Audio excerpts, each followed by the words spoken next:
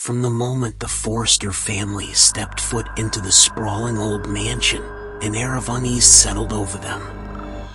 The faded grandeur of the place did little to hide the whispers of forgotten secrets that seemed to linger in every shadow. But it wasn't until they stumbled upon a peculiar antique mirror tucked away in a dusty corner that their lives took a horrifying turn. The mirror was unlike anything they had ever seen, ornate, yet foreboding. Its surface seemed to ripple like water, and a cold chill emanated from its frame. Their curiosity piqued, they gathered around it, staring into the glass as if drawn by an invisible force. And then, one by one, they saw their own reflections come to life in ways that defied reality. As Emily, the youngest of the family, gazed into the mirror, her eyes widened with terror. The reflection showed her trapped in a nightmarish forest, pursued by grotesque creatures that seemed to materialize from the shadows. She screamed, her voice piercing the air, as her family members watched in horror. In the days that followed, the mirror's sinister secret became evident. The reflections were not mere illusions, but portals to an alternate reality, a realm where their deepest fears and anxieties manifested into terrifying forms. Each time they looked into the mirror, they were transported into a nightmarish landscape that mirrored their innermost terrors.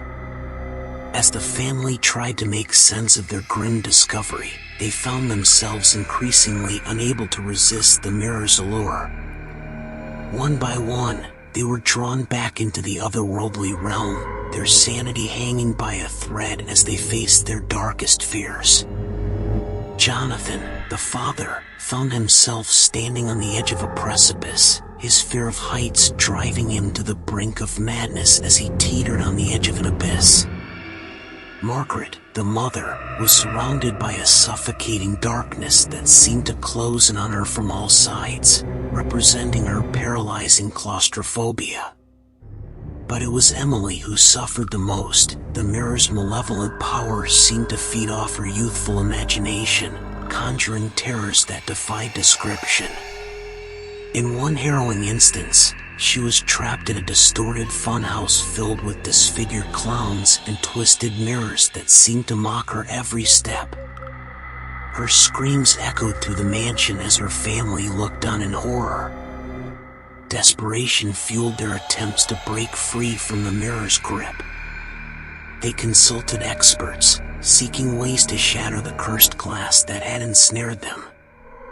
But the mirror's hold only grew stronger, and the line between reality and nightmare blurred as they were drawn deeper into its clutches.